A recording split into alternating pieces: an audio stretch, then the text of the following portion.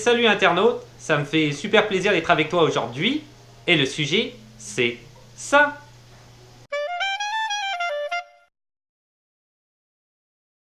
Alors aujourd'hui, vidéo, pourquoi IP Man est un bon film, dans le genre de vidéo que tu connais, là, que j'ai déjà fait avant, j'en ai déjà fait d'autres de ce genre de vidéos là. IP Man, pour moi, c'est réellement et littéralement une révélation. C'est un film sur lequel je suis tombé par hasard parce que je savais que ça existait comme tout le monde, ou comme la plupart. Je connaissais le titre, je connaissais l'existence de cette série de films-là. Mais j'avais jamais été, j'avais jamais eu l'occasion de regarder ce film-là. Et cette soirée-là, j'avais absolument pas d'inspiration. J'avais plein de films à voir. J'ai toujours une liste de films que je veux voir. Mais il n'y a rien que je me disais, ah oui, ok, ce film-là, mais je ne suis pas dans l'humeur de regarder ça ou ça. Finalement, ne trouvant pas, j'ai dit, bon, bah, je vais mettre Ip Man, bon, un film asiatique, un film de kung-fu, je sais absolument à quoi m'attendre. Je suis parti avec cet a priori-là. Et j'ai été complètement bluffé par ce film-là. Complètement. Hallucinant. Hallucinant. Très, très, très, très, très grand film d'après moi. Vraiment très bon film. Je l'ai vu en version originale, doublé en anglais, sous-titré en anglais. C'est une révélation. Par après, j'ai vu le 2, j'ai pas encore vu le 3, j'ai vu le 2 il y a pas longtemps. Je vais voir le 3, le 4 vient de sortir au cinéma, il est sorti il y a pas longtemps en fin décembre, donc j'aurai pas de copie pour le moment. Ils sont sur Netflix, si tu veux le savoir, ils sont disponibles sur Netflix. Le 2, j'ai été déçu, c'est certain. On retrouvait pas du tout l'ambiance qu'on avait dans le 1, et je t'expliquerai certainement par après pourquoi. IP Man, c'est fantastique. Alors, Ip Man est un film qui est sorti en 2008 de Wilson Yip. Wilson Yip, c'est le réalisateur et scénariste, il me semble, je suis plus sûr, mais en tout cas, réalisateur, c'est certain, du premier opus, mais c'est aussi le réalisateur des 4 autres suites, hein. C'est-à-dire qu'il y a eu Ip Man 2 en 2010, Ip Man 3 en 2015 que j'ai pas encore vu, et Ip Man 4 qui est sorti le 24 décembre 2019 que je n'ai pas encore vu naturellement. J'ai vu le 2, mais j'ai pas vu les autres. Ip Man est un film qui a été noté sur IMDb 8.0. La note est relativement haute, et c'est ça qui m'a poussé à regarder le film, parce que ça a attisé ma curiosité, comment un film d'arts martiaux, un film de kung-fu peut être aussi haut sur IMDb. Habituellement, ok, bon, c'est quand même, il y a des films d'arts martiaux qui ont des bonnes notes, mais pas à ce point-là. Donc c'est ça qui m'a poussé à le regarder. C'est un film qui a eu plusieurs récompenses à travers le monde, dont notamment aux Kong Awards en 2009. Ça correspond un petit peu les Oscars à Hong Kong. Il a eu le meilleur film et meilleure chorégraphie. A noter d'ailleurs que la chorégraphie, quand même pas rien, a été faite à la fois par Donnie Yen, l'acteur principal, et Sammo Hung. Sammo Hung, que tout le monde connaît, ou en tout cas si tu t'intéresses un petit peu au cinéma au niveau de Hong Kong, c'est le grand ami à Jackie Chan. Ils ont commencé ils ont commencé leur carrière ensemble. Ce sont deux gars qui sont issus du même cirque, et des grands spécialistes en arts martiaux. Et tous les premiers films de Jackie Chan, tu retrouves tout le temps Sammo Hung dans ces films-là. Donc, quand même, chorégraphie de Sammo Hung. A noter aussi que dans Ip Man 2 en 2010, Sammo Hung a un rôle très important et continue à contribuer au niveau de la chorégraphie. Donnie Yen, l'acteur principal, est un acteur que j'aime beaucoup, qui personnalise très très bien le personnage principal de Ip Man, vraiment très bien, il l'a vraiment bien. Et je pense que c'est pas mal ça qui l'a révélé, surtout au niveau des États-Unis, mais quoi qu'il avait déjà commencé une carrière auparavant. Donnie Yen, il débute sa carrière en 1984, c'est la grande révélation, avec un film qui s'appelait Drunken Taishi de Wu Ping-yuan, c'est de bien le prononcer. Et ça, c'est ça qui l'a mis un petit peu sur la planète cinéma au niveau de Hong Kong, hein, c'est ça qui l'a révélé. Donnie Yen, pour citer quelques films quand même, a participé à des films américains aussi, entre autres de sa carrière, parallèlement à sa carrière, je te dirais, chinoise, dont notamment Blade 2 en 2002, donc on voit que c'est quand même bien avant, Ip Man en 2008. Mais comme je te dis, moi, Ip Man, je pense que ça a comme juste ça a concrétisé, en fait, réellement sa carrière, genre acteur triple A, quoi, parce que c'est vraiment génial. Alors, je vais en parler. Crouching Tiger, Hidden Dragon, Sword of Destiny en 2016, qui est un film Netflix, qui est la suite de Crouching Tiger, Hidden Dragon de Ang Lee. Rogue One aussi en 2016, le Star Wars Story, le premier Star Wars Story, le film un peu parallèle à l'univers des trilogies, et Mulan plus récemment, le action Disney movie qui est sorti, donc il participe à ce film-là. Donnie Yen, c'est un gars qui effectivement est chinois, mais qui à partir de l'âge de 11 ans avait été élevé, enfin une mini-bio bien rapide à Boston, au Massachusetts, par sa mère, qui elle est une grande maître en arts martiaux et qui notamment apprenait le Wing Chun. Donc il a appris le Wing Chun qui est l'art martial principal qui est mis en scène dans les Ip Man, puisque Ip Man c'est lui qui est le maître du Wing Chun. Donc c'est quand même un fait à noter. Donc c'est un gars qui avait la double nationalité, qui a pu avoir parallèlement un petit peu de carrière. Essayer d'avoir une carrière aux États-Unis, c'est un petit peu plus compliqué, mais en Chine, ça n'a pas été un problème à partir de 1984 et de son premier film, qui l'a révélé carrément dans le cinéma de Hong Kong. Donc on va parler du film peut-être maintenant Ip Man plus en détail. Alors Ip Man, c'est quoi à la base? Ip Man, qu'est-ce qui m'a bluffé là-dedans? D'abord, je trouvais qu'il y avait une maîtrise de la réalisation, de la musique, des costumes, évidemment des chorégraphies. Le jeu des acteurs est très, très intéressant. Donc tout ça a fait déjà, quand j'ai commencé à regarder le film, j'ai dit ok, je suis en train de regarder quelque chose de complètement différent de ce que je regarde normalement en termes de films d'arts martiaux. Ip Man, c'est avant tout une biographie aussi, en tout cas pour le premier film. C'est la biographie d'un gars qui s'appelait Ip Man, qui a réellement existé. Donc ça aussi c'est intéressant, même si c'est adapté de manière peut-être un petit peu libre à certains endroits du film. Grosso modo, c'est quand même son histoire, ça c'est bien. C'est un film qui se passe en 1935, on n'a pas l'habitude au niveau des films d'arts martiaux à se passer un petit peu dans ces années-là. Le film débute aussi avec un maître en arts martiaux. Donc quand on dit des êtres en arts, maîtres, pas les êtres, maîtres en arts martiaux, dans les films d'arts martiaux, si tu connais bien les films de Kung Fu de Hong Kong, habituellement c'est quelqu'un qui est assez vieux avec une longue barbe blanche. En gros c'est ça. Même Tarantino l'avait mis comme ça dans son film Kill Bill, mis en scène comme ça. Là c'est pas le cas. C'est un maître en arts martiaux mais quand même assez jeune. Et c'est quelqu'un qui, ça aussi c'est assez intéressant, dès le début du film, on nous dit en tant que spectateur que c'est le plus fort. Ça va être le plus fort, quoi qu'il en soit. Il n'y aura pas d'évolution du personnage au niveau des arts martiaux. C'est-à-dire qu'il est le plus fort au début du film, il est le plus fort à la fin du film, il n'y a aucune évolution, contrairement à ce qu'on pourrait voir dans ces films d'arts martiaux de type classique, où le gars s'entraîne, devient un peu comme Rocky, quoi, hein. De zéro à héros. Il s'entraîne, il devient vraiment fort, et à la fin il sort sa botte secrète pour essayer de battre le boss ultime qu'il a du mal à combattre, parce que évidemment l'autre, même à un moment donné, pourrait même tricher, ce qui arrive très souvent. Non, là c'est pas le cas, on sait qu'il est fort du début à la fin, donc ça a déjà attisé ma curiosité, parce que si on sait déjà que le gars est plus fort, donc peu importe ce qui va arriver, peu importe qui il va rencontrer, il gagnera tout le temps, ou va s'installer comment dire, la problématique par rapport au spectateur. Et ça s'installe dans le corps carrément narratif de l'histoire. C'est-à-dire qu'il y a réellement de l'historique. On commence en 1935. Le gars, c'est un noble. Le gars, c'est un maître en arts martiaux incontestable. Il est riche, il ne travaille pas. Et, phénomène très intéressant, il ne veut absolument pas, même si c'est un maître en arts martiaux, enseigner son art. Donc ça, c'est très intéressant aussi.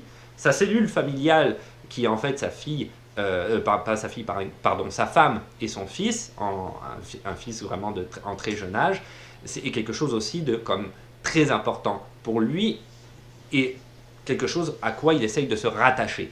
Et comme c'est le meilleur maître qui existe dans toute la région, naturellement, il sert aussi de modèle pour la ville qui est dans le coin, qui est juste à côté. Modèle que lui ne veut pas. C'est un modèle malgré lui par rapport aux gens. Il ne veut pas être le modèle de ces gens-là, il veut s'incorporer à sa famille, et sa femme, un petit peu, lui fait, un petit peu, mais pas non plus de manière, comment dire, évidente, mais elle lui fait un petit peu des remontrances par rapport au fait qu'il s'occupe peut-être pas assez de elle et de son fils, et qu'il est tout le temps en train d'essayer de parler à d'autres personnes par rapport aux arts martiaux et par rapport à telle ou telle problématique qu'il pourrait y avoir au vu d'un autre maître qui viendrait foutre le bordel, parce qu'il y a beaucoup d'écoles d'arts martiaux dans cette ville-là qui est voisine. Donc il essaye quand même de régler un petit peu les conflits, mais juste en parlant, juste en s'expliquant. Puisque c'est un personnage, Ip Man, qui depuis le début du film se caractérise comme quelqu'un de neutre. Il essaye toujours d'être neutre dans n'importe quelle situation, et ça c'est un élément qui est très intéressant dans la continuité narrative. Sur quoi on revient après. Donc finalement, il y a ce système-là qui est imposé, modèle malgré lui. C'est très intéressant. Et la guerre arrive, parce que c'est là où finalement, dans le film, il y a un changement au niveau de la narration, c'est qu'il y a l'invasion des Japonais en Chine, la guerre sino-japonaise, à partir de 1937. Et finalement, les Japonais sont là en tant qu'occupants, ils récupèrent tous ces biens à ce gars-là, qui est quand même un noble relativement riche. Le pays tombe en famine due à l'occupation japonaise et lui se retrouve avec sa famille dans l'obligation de travailler, voire même de survivre pour, oui, c'est ça, pour essayer de survivre tout simplement. Les Japonais sont là, les Japonais étant l'oppresseur ultime, il doit résister et évidemment s'en vient un tournoi de kung-fu à l'intérieur duquel les Japonais obligent un petit peu les gens à participer pour montrer comme quoi ils sont supérieurs en tout. Ce qui est intéressant par rapport à l'invasion des Japonais, c'est que le film n'hésite pas à mettre en scène la différence de culture qu'il peut y avoir entre la Chine et le Japon, et comment le Japon est perçu par la Chine comme un pays quand même assez raciste, il faut dire ce qui est, un pays qui estime que les Japonais sont toujours des êtres supérieurs par rapport aux Chinois qui sont relativement inférieurs. Donc on a cette idée-là qui est sous-jacente, avec un personnage campé par Donnie Yen qui va avoir cette évolution qui n'est pas basée sur les arts martiaux, mais qui est basée littéralement sur la psychologie du personnage. Et ça, c'est très intéressant, dans le sens où lui, il estime qu'il a des principes fondateurs qu'il suit tout le temps et auxquels il ne dérogera jamais.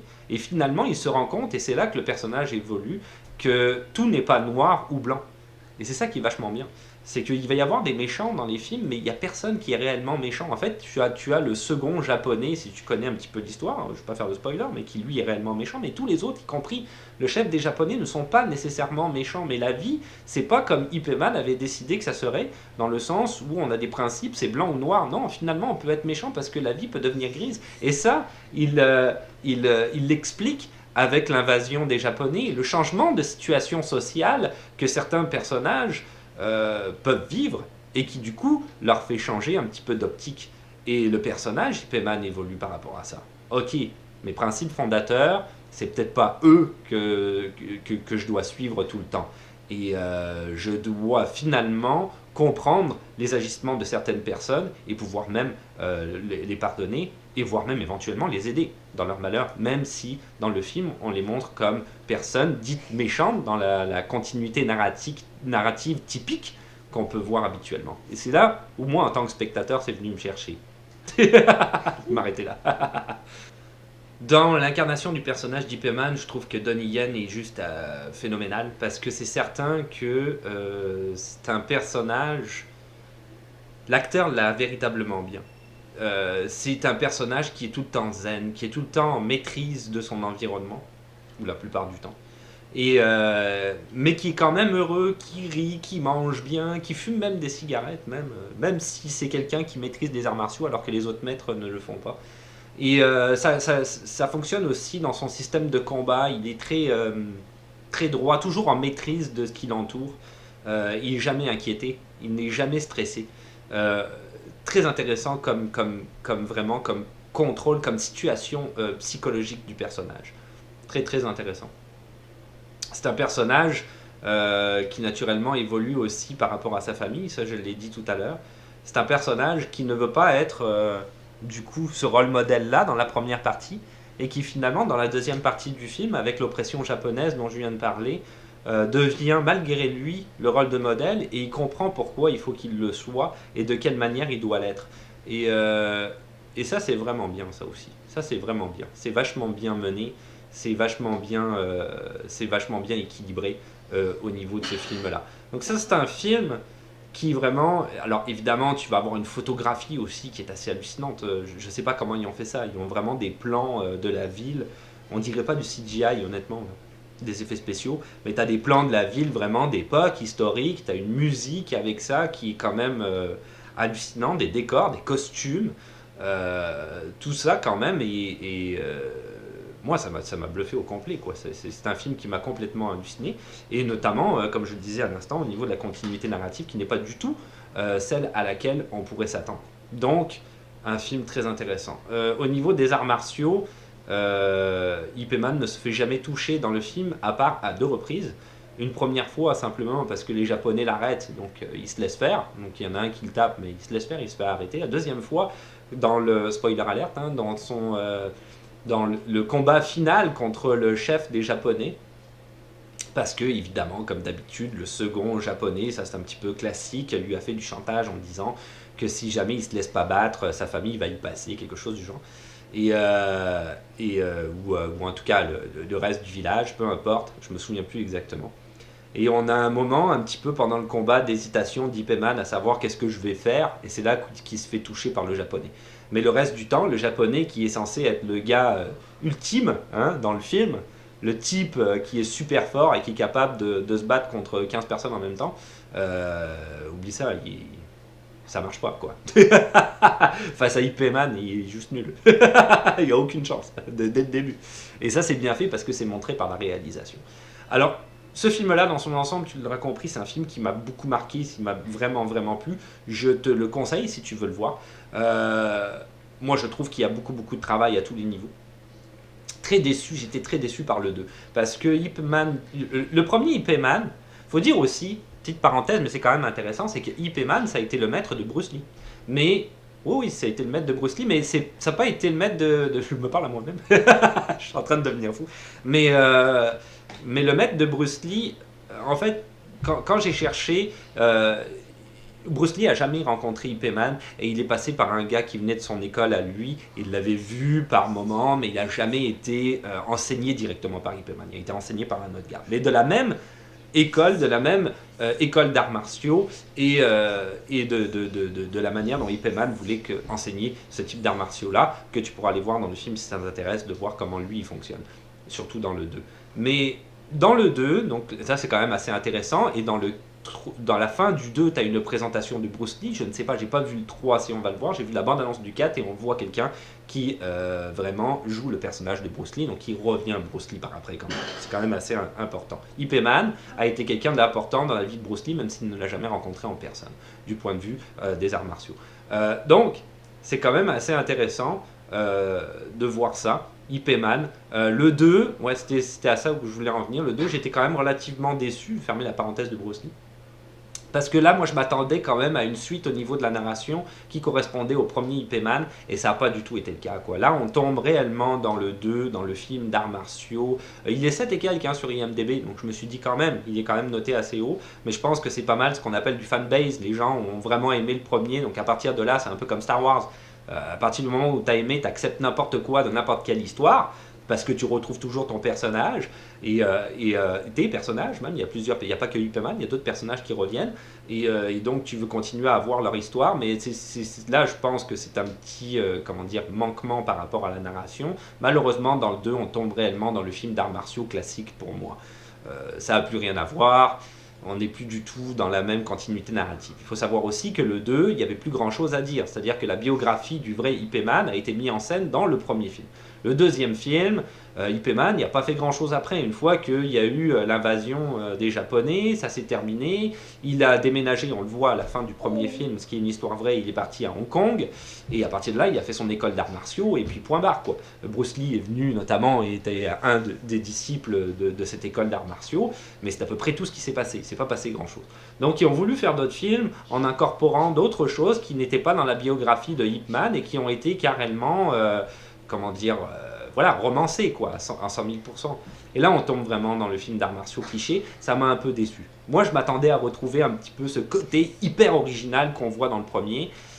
Et on ne retrouve pas dans le 2, donc bon, je vais regarder le 3, je vais regarder les 4, sûrement opus, le 4e pas tout de suite, parce qu'il vient de sortir au cinéma, donc dans quelques temps, je vais regarder le 3, là, aujourd'hui ou demain, ou peu importe, mais pour me faire une idée, nécessairement, mais le 2, j'ai été déçu, j'étais vraiment déçu. J'ai pas retrouvé le premier, donc dommage.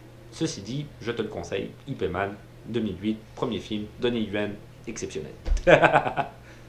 Et voilà, c'est tout pour aujourd'hui. Donc c'était par rapport à Ip Man. Ça me tenait à cœur d'en parler parce que c'est un film qui pour moi a été réellement une révélation. Je pense que c'est un très grand film et je voulais le partager avec tous ceux qui sont sur la chaîne. Donc si ça t'intéresse de regarder le film, regarde-le et donne ton opinion si tu l'as déjà vu, pourquoi pas. Moi ça m'a touché, c'est un film qui m'a vraiment touché dans ma fibre de spectateur. J'ai regardé ça, j'ai vécu le film, j'étais à fond. Je dis waouh, super bon film. J'ai vraiment aimé ce film-là. J'ai vraiment aimé ce film-là. Donc voilà, si toi tu l'aimes aussi, tant mieux. Désolé pour les spoilers. Si t'avais pas vu le film, c'est sûr qu'il y a des spoilers dans la vidéo, mais c'est toujours un petit peu le genre de ce vidéo-là, de ce genre de vidéo-là, pardon, je sais plus parler. Faut que tu regardes le film avant. C'est mieux. Sinon, je raconte un peu l'histoire, c'est con. Bref, c'est ça. Je te conseille vraiment ce film-là. Donne ton opinion, il n'y a pas de problème, on n'est pas obligé de tous aimer les films de la même manière et d'avoir la même opinion. Chacun a le droit à son opinion, c'est certain, c'est de l'art, hein. C'est le 7e art, c'est de l'art, donc ça reste subjectif. Donc voilà. Ah, pour le reste, c'est comme d'habitude, si tu veux laisser des questions, des suggestions dans les commentaires, un petit pouce bleu, parce que ça fait toujours plaisir. Et puis de ne pas oublier de t'abonner parce que c'est plus facile de savoir quand est-ce qu'une nouvelle vidéo va sortir. On n'est pas nombreux, on est une petite communauté, j'imagine. Mais on se tient, comme je le disais la dernière fois, avec les suggestions et tout. Quelqu'un m'a fait une suggestion du sud de la France il n'y a pas longtemps. Comme moi. Donc il m'a fait des suggestions, c'est vachement bien, merci beaucoup. Donc du coup ça va permettre de donner plus de contenu à la chaîne comme d'habitude. Et puis on se retrouve à la prochaine. Ciao. Bye.